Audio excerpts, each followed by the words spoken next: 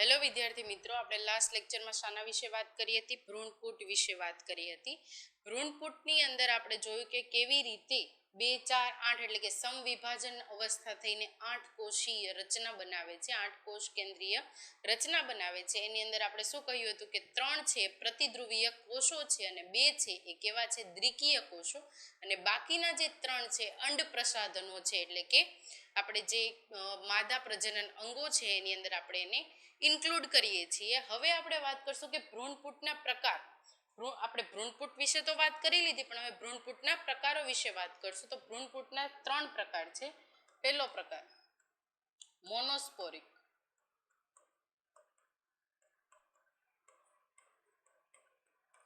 મોનોસ્પોરિક કોને કહે? કે એક જ બીજાણુમાંથી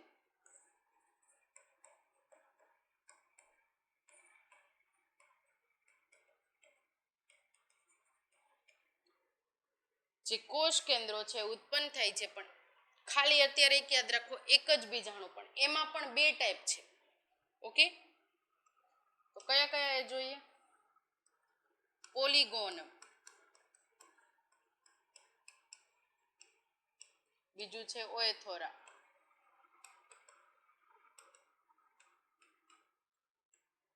હવે અહીંયા શું થાય છે? પોલિગોનમ ની અંદર એક જ બીજાણુમાંથી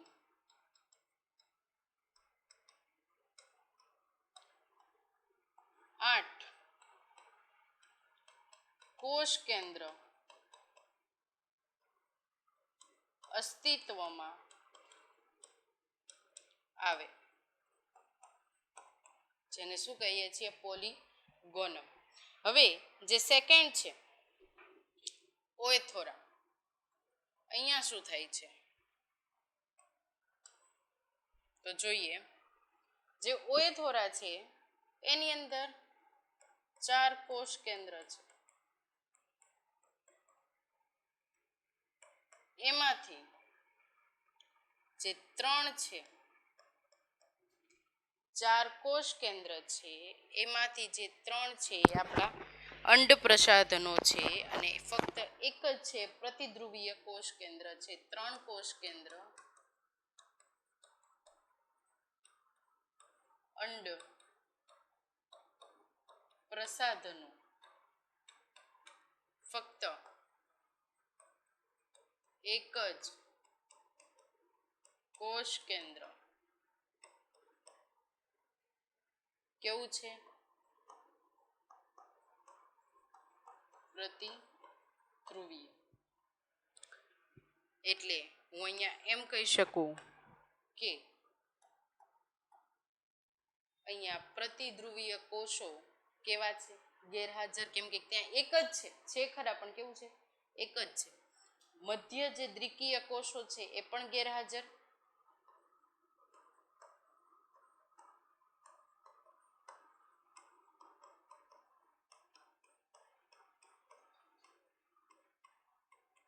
ક્લિયર અહીંયા સુધી?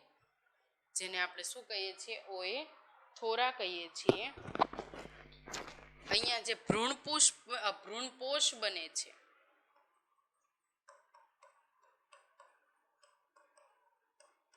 કેવો બને છે?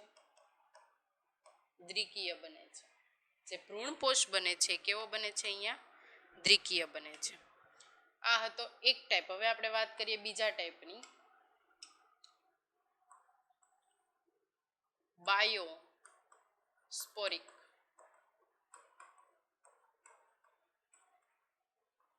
બે મહાબીજાણુમાંથી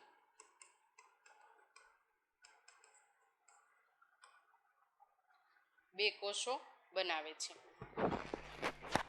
2 મહાબીજાણુમાંથી દ્વિકીય કોષ કેન્દ્ર બનાવશે. ક્લિયર? થર્ડ વાત કરીએ.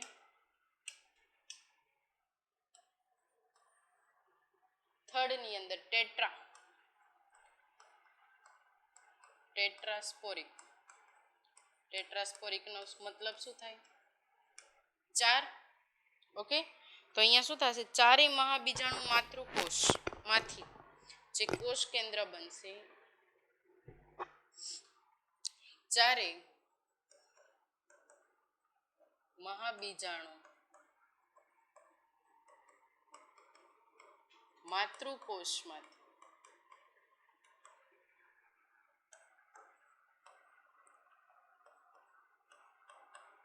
ચાર કોષ કેન્દ્ર અસ્તિત્વમાં આવશે. પણ જ્યાં ચાર કોષ કેન્દ્ર અસ્તિત્વમાં આવે છે ત્યારે શું થાય છે, આ કોષ કેન્દ્ર જોડેલા હોય છે. કેવા હોય છે, જોઈન્ટ હોય છે. એટલા માટે આ જે સ્પોર છે એને આપણે શું કહીએ છીએ,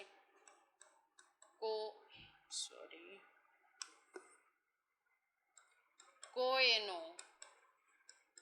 મેગાસ્પોર. કેમ કે જે કોષ કેન્દ્ર છે એ આપણને કેવા જોવા મળશે, સંયુક્ત જોવા મળશે. કેવા, સંયુક્ત જોવા મળે છે. એટલા માટે આપણે એને શું કહીએ છીએ, કોએનો મેગાસ્પોર. ફરીથી એકવાર જોઈ લઈએ.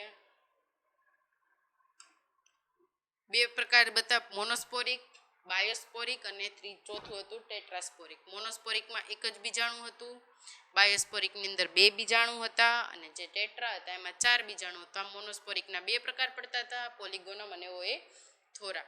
એક જ બીજાણુમાંથી કેટલા બનાવ્યા, 8 કોષ કેન્દ્ર. અહીંયા 4 કોષ કેન્દ્ર છે અને એમાંથી 3 કોષ કેન્દ્ર અંડ પ્રસાધનો છે, બીજા એક જ છે પ્રતિધ્રુવીય છે. મધ્ય દ્વિકીય કોષો અહીંયા ગેરહાજર હોય છે, પણ ભ્રૂણકોષ કેવું બને છે, અહીંયા દ્વિકીય તમને જોવા મળશે. ક્લિયર અહીંયા સુધી. બાયોસ્પોરિક બે મહાબીજાણુ છે, દ્વિકીય કોષ કેન્દ્ર બનાવશે. ટેટ્રાસ્પોરિક છે, ચારે મહાબીજાણુ માતૃકોષ છે અને 4 કોષ કેન્દ્ર અસ્તિત્વમાં આવશે, પણ એની રચના કેવી છે, સંયુક્ત છે, જેથી એને શું કહેવાય છે, કોએનો મેગા સ્પોર. આઈ થિંક અહીંયા સુધી બધું ક્લિયર હશે. હવે આપણે વાત કરશું પરાગનયન. શેના વિશે, નવો ટોપિક, પરાગનયન.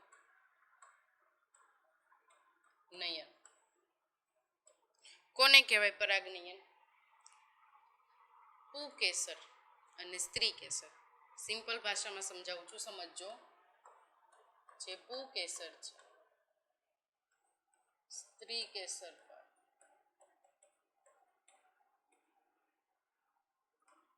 સ્થાપન થવાની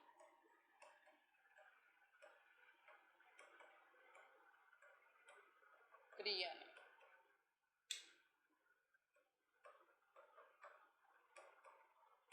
હવે એક વસ્તુ સમજજો, પુંકેસર કઈ સ્ત્રી કેસર ઉપર નહીં થાય, સ્થાપન થાય આખું, બરોબર. પુંકેસરનો એક ભાગ, તો પુંકેસરનો કયો, પરાગાશયમાંથી સ્ફોટન શું થાય છે, સ્ફોટન થયેલી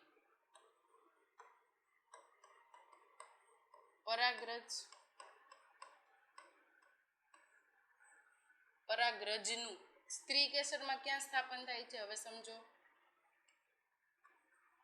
પરાગાસન ઉપર. ક્યાં, પરાગાસન ઉપર. હવે સિમ્પલ ભાષા જ છે, આમાં કઈ છે નહીં.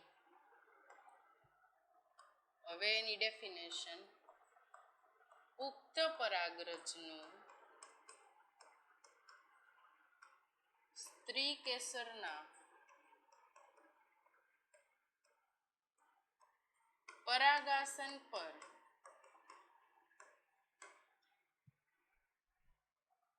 સ્થાપન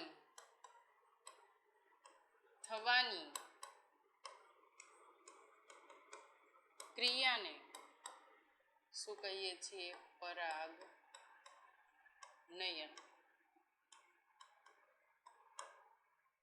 કહેવાય. ક્લિયર અહીંયા સુધી. પુંકેસરનું સ્ત્રી કેસર પર સ્થાપન થવું, પણ પુંકેસર આખું સ્ત્રી કેસર ઉપર નહીં સ્થાપન થાય. પુંકેસરનો કોઈ પર્ટિક્યુલર પાર્ટ છે, સ્ત્રી કેસરના કોઈ પર્ટિક્યુલર પાર્ટ ઉપર સ્થાપન થશે. તો કયો પાર્ટ છે, પરાગાશયમાંથી સ્ફોટન થતી પરાગરજ, અને ક્યાં સ્થાપન થશે, પરાગાસન ઉપર. ઉક્ત પરાગરજનું સ્ત્રી કેસરના પરાગાસન પર સ્થાપન થવાની ક્રિયાને શું કહીએ છીએ, પરાગનયન. પરાગનયનના બે પ્રકાર છે. સાંભળજો, પરાગનયનના બે પ્રકાર છે અને એ બે પ્રકાર કોના આધારે પડ્યા? તો સ્ત્રોતના આધારે. કોનો સ્ત્રોત? તો પરાગરજના સ્ત્રોતના આધારે. સમજો, હજી કહું છું.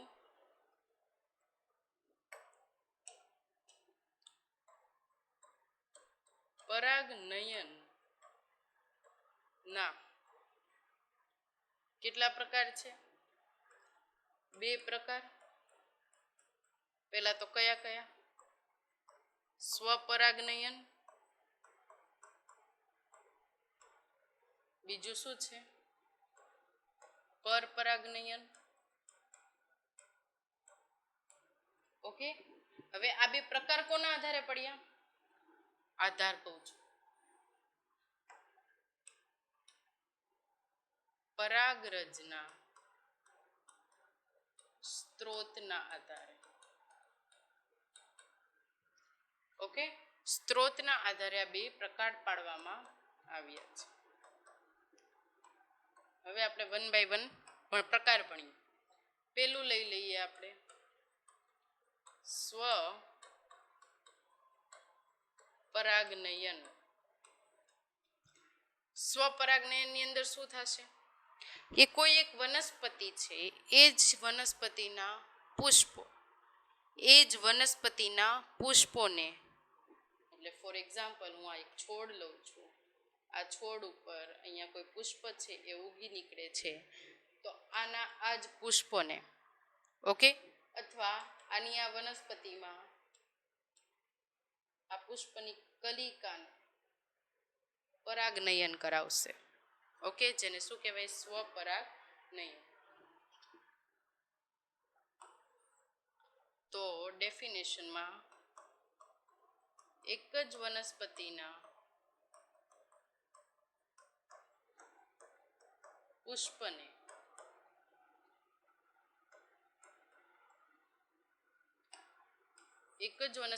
પુષ્પને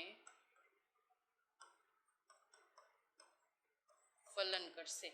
એટલે એની એ જ વનસ્પતિ હોઈ શકે. સમજો છો?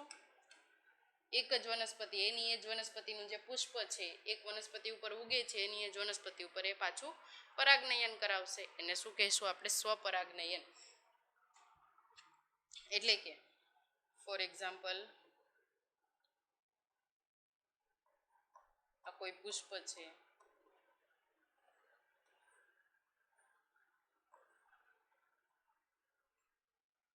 આ અને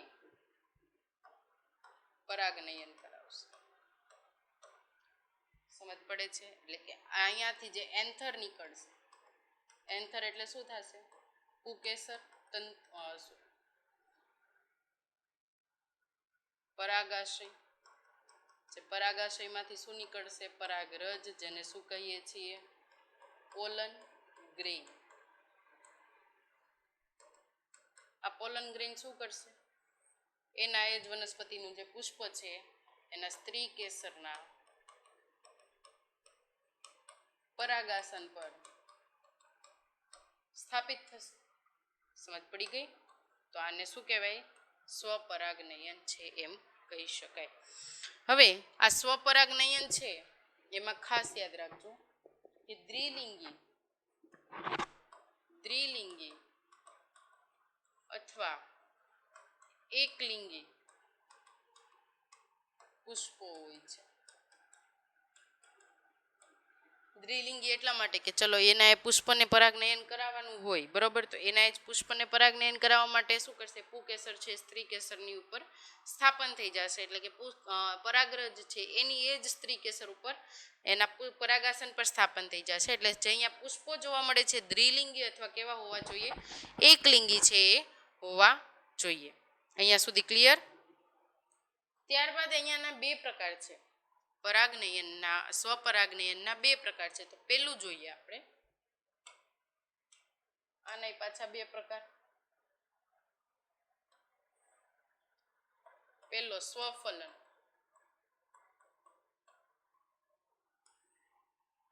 બીજું ગૈટનોગોમી.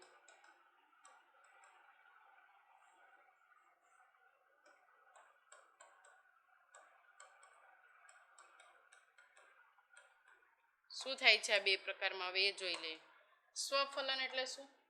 એના એ જ પુષ્પ, આપણે આગળ વાત કરી હતી કે એ જ પુષ્પ પર પરાગાસન પર સ્થાપિત થશે. એ જ વનસ્પતિના પરાગાસન પર એ જ વનસ્પતિની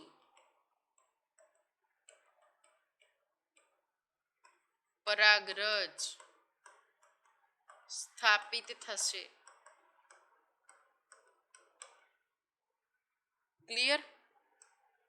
વનસ્પતિના પુષ્પ પર.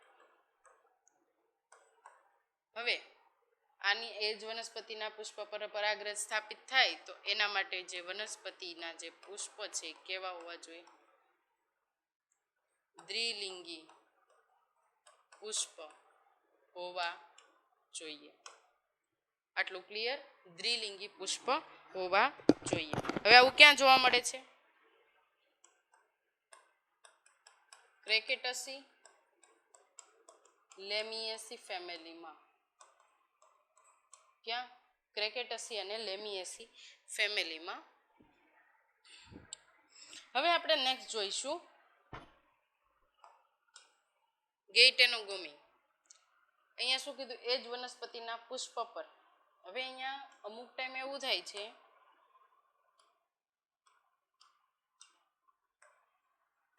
એ જ વનસ્પતિના અન્ય પુષ્પ પર, સમજો, અન્ય પુષ્પ પર એટલે કે એના પરાગાસન પર પરાગરજ સ્થાપિત થવાની ક્રિયાને ગેઇટેનોગોમી કહીએ છીએ. પણ ખરેખર આને હું પરપરાગનયનની અંદર મૂકી શકું ક્રિયાત્મક રીતે. કેમ કે શું કરે છે? બીજા પુષ્પ પર જાય છે. એ જ વનસ્પતિના અન્ય પુષ્પ પર અથવા એ જ વનસ્પતિનું જે પુષ્પ છે એ બીજી વનસ્પતિ ઉપર, બીજી વનસ્પતિના પુષ્પો ઉપર જાય. તો હું એટલા માટે એને પરપરાગનયનની અંદર ક્રિયાત્મક રીતે મૂકું છું. પણ ખરેખર આમાં હું મૂકીશ નહીં. કેમ કે હું કેની અંદર મૂકીશ? એને ગેઇટેનોગેમીની અંદર એટલે કે સ્વપરાગનયનની અંદર. કેમ કે આ પરાગનયનની અંદર શું થાય છે? અહીંયા શું હતું? એની એ જ વનસ્પતિ હતી, એનું એ જ પુષ્પ હતું, એટલે એને કોઈ પરાગવાહકની જરૂર નથી. પણ અહીંયા એની એ વનસ્પતિ છે અને અન્ય પુષ્પ છે, એટલે અહીંયા મારે શું જરૂર પડશે? પરાગવાહકની. એટલા માટે હું એને પરપરાગનયનની અંદર મૂકું છું. કેમ કે સ્વપરાગનયનની અંદર કોઈ વાહકની જરૂર નથી, પણ પરપરાગનયનની અંદર વાહકોની જરૂર જોવા મળે છે. ક્લિયર અહીંયા સુધી? હવે સ્વપરાગનયનના અનુકૂલનોની વાત કરીએ. પણ હવે અહીંયા જોજો, એક વસ્તુ ખાસ હું ભૂલી ગઈ કહેતા, કે સ્વપરાગનયન જે થાય છે, સ્વફલન જે થાય છે, એમાં જનીનિક રીતે સિમિલારિટી એટલે કે સમાનતા છે. પણ આમાં જનીનિક રીતે થોડી ભિન્નતા જોવા મળશે. કેમ? કેમ કે એ જ વનસ્પતિના પુષ્પો બીજી વનસ્પતિના પુષ્પો ઉપર જાય છે. પરાગવાહક જે છે એમાં એનો ભાગ છે, એટલે થોડી ભિન્નતા. હું પૂરેપૂરી નથી કહેતી, કેમ કે વનસ્પતિ તો એક જ છે. પુષ્પો વનસ્પતિની જે જગ્યા છે, એનું નિર્વાહન સ્થાન છે, એ અલગ પડે છે.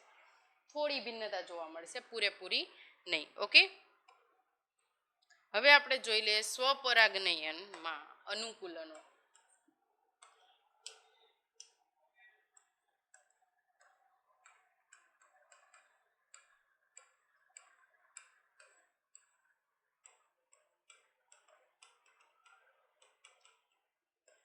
સ્વપરાગનયનના અનુકૂલનો વિશે હું વાત કરું તો પહેલા વાત કરીશ સહપક્વતા.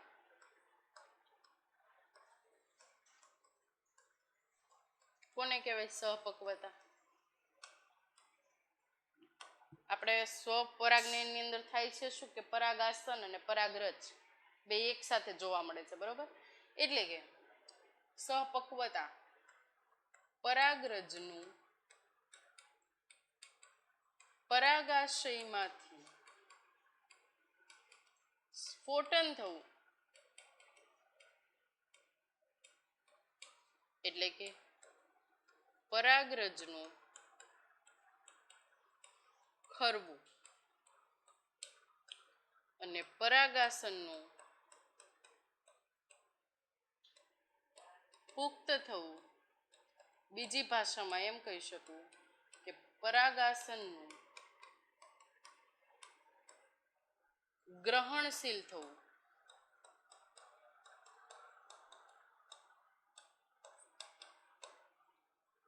બેવ એક સાથે જોવા મળે છે.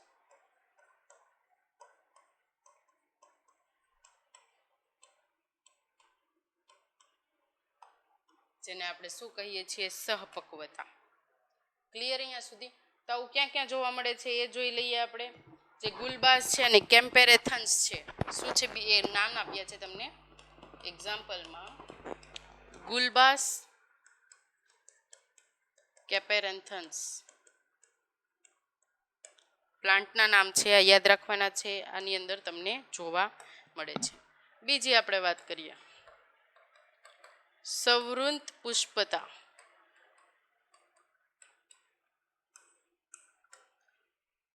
પુષ્પ ન ખીલવાની. આને કેમ આવું કહીએ છીએ? પુષ્પ આવે તો છે પણ ખીલતા નથી, એને શું કહીએ છીએ? સવૃત પુષ્પતા. પુષ્પો ખીલતા નથી. હવે જોઈએ સવૃત પુષ્પતાની અંદર શું થાય છે. પુષ્પમાં સ્વયં પરાગનયન થાય ત્યારે જ, ખાસ યાદ રાખજો, આમાં પુષ્પ ખીલતા નથી એની પાછળનું રીઝન શું? કે પુષ્પમાં સ્વયં પરાગનયન થાય ત્યારે જે પુષ્પકલિકા છે બંધ થઈ જાય છે. પુષ્પકલિકા બંધ થઈ જાય એનો મતલબ શું થાય? કે જે પરાગનયન છે એની જે ઘટના છે એને જ બંધ કરી દેશે. એટલે કે પરાગનયનને રોકવા માટેનો નોંધપાત્ર માર્ગ છે, કહી શકો. ઓકે, પરાગનયનને રોકવા માટેનો એક નોંધપાત્ર માર્ગ છે. હવે આવું ક્યાં જોવા મળે છે? તો વાયોલા છે, એક્ઝોલસ છે, એ વનસ્પતિની અંદર તમને જોવા મળશે.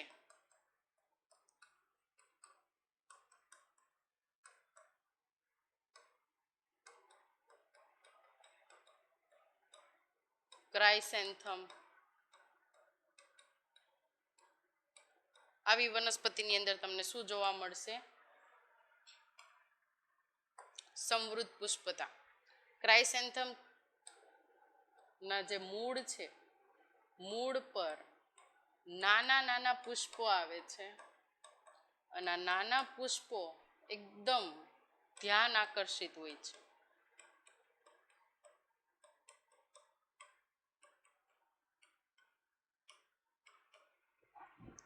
ક્લિયર અહીંયા સુધી?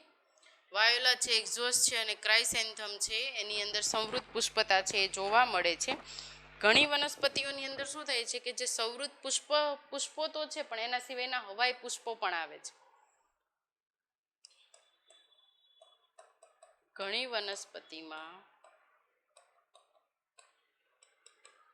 સંવૃત પુષ્પો તો છે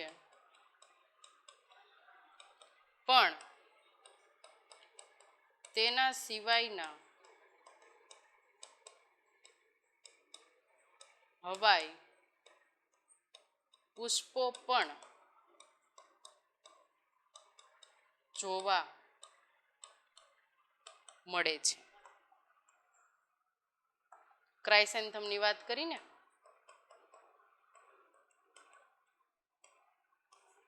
શું હોય છે કે ઉપર કઈ પુષ્પ નથી હોતા પણ એના મૂળ જે હોય છે એની પર નાના નાના પુષ્પ તમને ખીલેલા જોવા મળે છે. હવે એક નોંધ લખાવી દઉં. નોંધ એટલે કે થોડુંક અપવાદ જેવું છે એટલા માટે હું એને નોંધ કરીને લખું છું. જે સિમ્બીકુળની વનસ્પતિ છે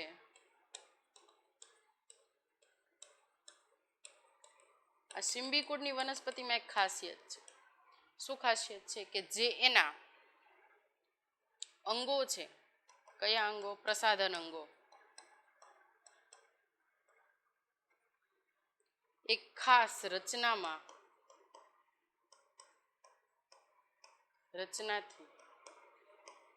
આવૃત હોય છે.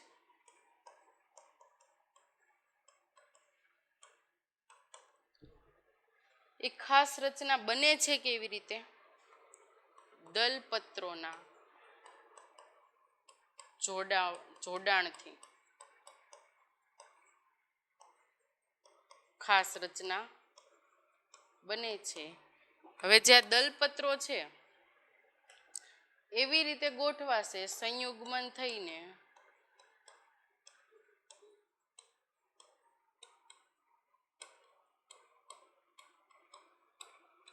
ગોઠવાશે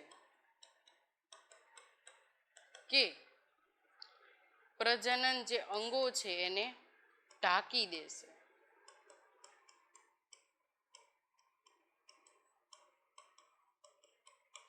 જેને શું કહેવાય ખબર છે? જેને કહેવાશે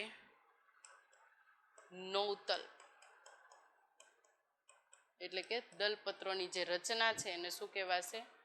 લખું છું અહીંયા, દલપત્રોની જે રચના છે એને શું કહેવાય છે? નૌતલ. આટલું માઇન્ડની અંદર ક્લિયર રાખજો. અને અહીંયા શું થાય છે? જે નૌતલ છે એમાં પુષ્પ ક્યારેય નહીં જોવા મળે.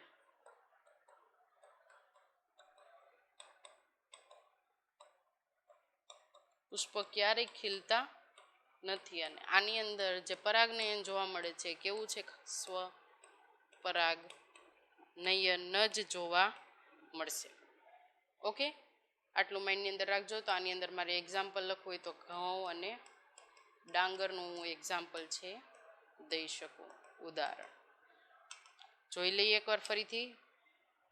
પોલિગોનમ વિશે આપણે વાત તો કરી લીધી.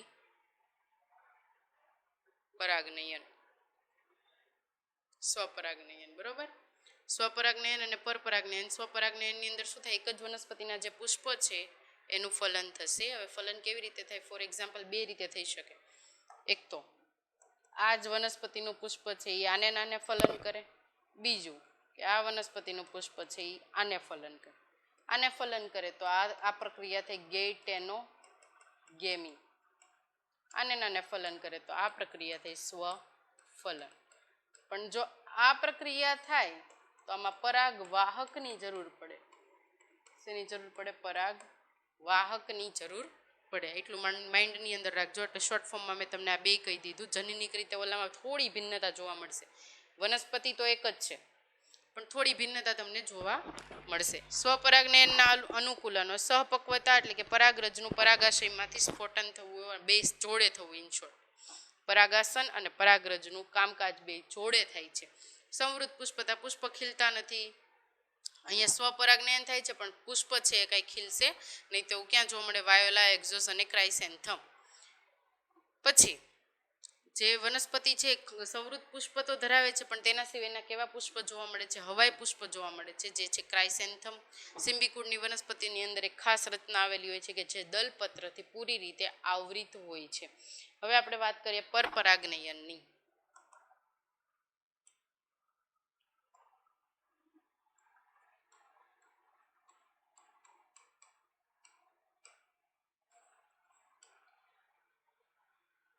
કેમ આને તો પરપરાગનયન કહેવાય? કેમ કે આની અંદર પરાગવાહકો ભાગ લે છે.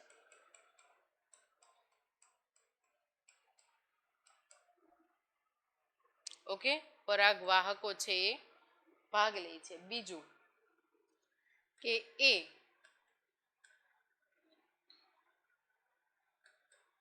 એ જ વનસ્પતિના પુષ્પ તો પુષ્પો એટલે કે જો અહીંયા ખાલી સિમ્પલ ડેફિનેશનમાં સમજાવું, અહીંયા કોઈ પુષ્પ છે એ ખીલે છે, આ બીજી વનસ્પતિ છે, છોડ છે ઇન શોર્ટ. પછી આ લઈ લો ત્રીજી જાતિની, આને હું સી કહી દઉં, અને હું એ કહી દઉં, અને કહી દઉં બી. એ છે એટલે કે પરાગરજ બી પર સ્થાપન થશે. આ બે સિમિલર જાતિ છે એટલે કે હું આ એ બી લઉં છું, એટલે કે એક જ જાતિ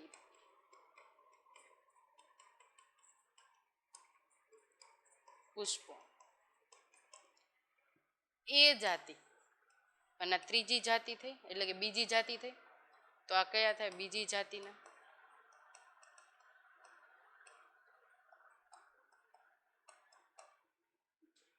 એ છે એનું પરાગરજ છે એ જાતિના એટલે કે એક જ જાતિના પરાગાસન પર સ્થાપિત થશે, અથવા એ છે એક જ જાતિના પુષ્પનું પરાગરજ બીજી જાતિના પુષ્પોના પરાગાસન પર સ્થાપિત થાય. આ ઘટનાને પરપરાગનયન કહે છે. કેમ કે અહીંયાથી અહીંયા સુધી જવા માટે મારે પરાગવાહકોનો ઉપયોગ કરવો પડે. ક્લિયર અહીંયા સુધી આપણે રાખીએ છીએ. પરપરાગનયન બહુ ડિટેલની અંદર છે, તો આપણે નેક્સ્ટ લેક્ચરની અંદર આપણે એને ડિટેલમાં સમજશું.